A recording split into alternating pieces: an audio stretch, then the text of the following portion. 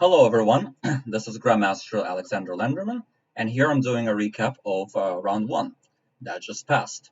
Now, in the first round was very exciting. There were a lot of very interesting games that happened. Despite the fact that first rounds, usually the games are on paper mismatches, there were actually, at least there's one upset that happened in the first round, and in the three out of the four live games that I commentated on, three of the games had upset alert written all over them. And even though they did not end up producing upsets, they were very close. So without further ado, let's see what happened. So the first game I want to take a look at is board 1 game between the legendary Grandmaster, 8-time US Women's Championship champion Irina Krush and a player around 1800 level, Vikas Hema. So here Irina got a very comfortable game. And, she, in the Grunfeld, she's down a pawn, but the knight on e2 looks like in a very precarious spot, and white is definitely much better. However, white still has to proceed with caution. Now, very often what happens is when a higher rated plays a lower rated and gets a dominant position early on, they start relaxing a little bit, right? And Irina admitted to me later after the game that this is sort of what happened. At this point, she just thought, okay, it's going to be a relatively easy game, the knight is trapped, and she did not look as actively for opponent's resources. Now in this position, what do you think is the best move? If you want, you can pause your video. So the best move was actually to play rook a d1. And the idea is to declare the queen, disturb black's harmony, make them play queen c8 first. And then after the move bishop e3, black will have to play c5 to free the knight. And now white can play this move rook e1. And black will have to go knight d4. And then after takes, white will just regain the pawn. White is much better because of the open d-file, better bishop, and just in general, very big initiative. Instead of that, Irina played what also looks like a very logical human move. She just retreated with the bishop back right away, which seems to make much more sense because it seems like c5 is not even going to be playable because the queen is not there to defend it. And then I'm just going to trap the knight.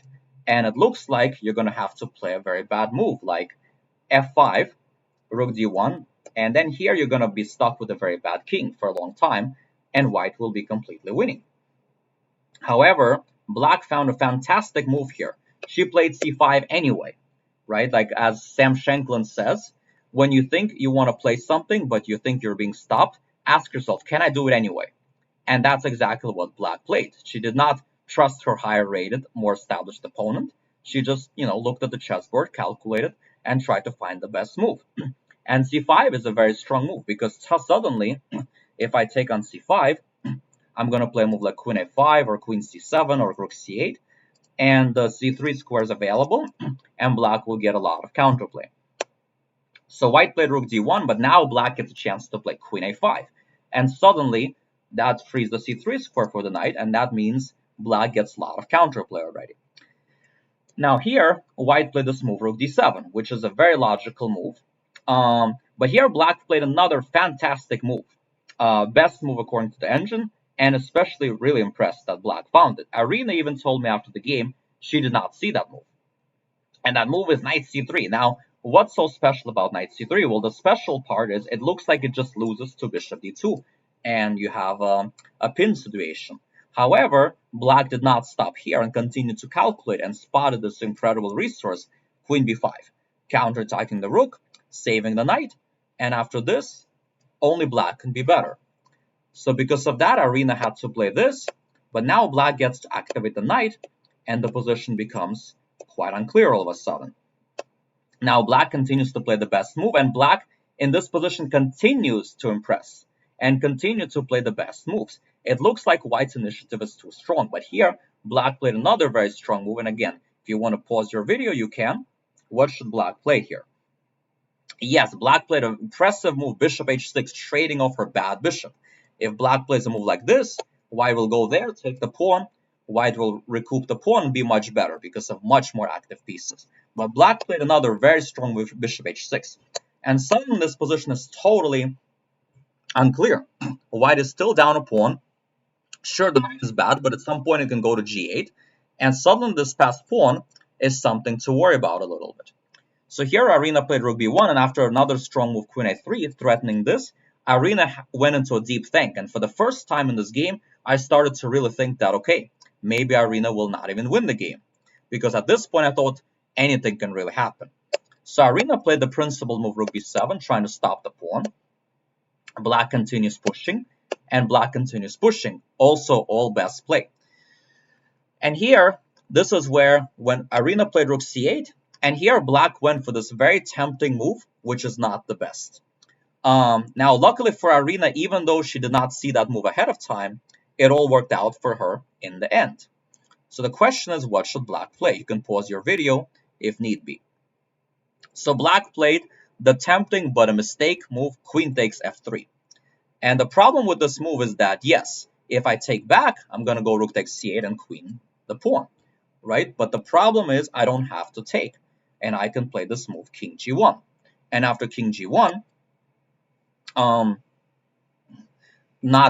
chess is not checkers, you don't have to take.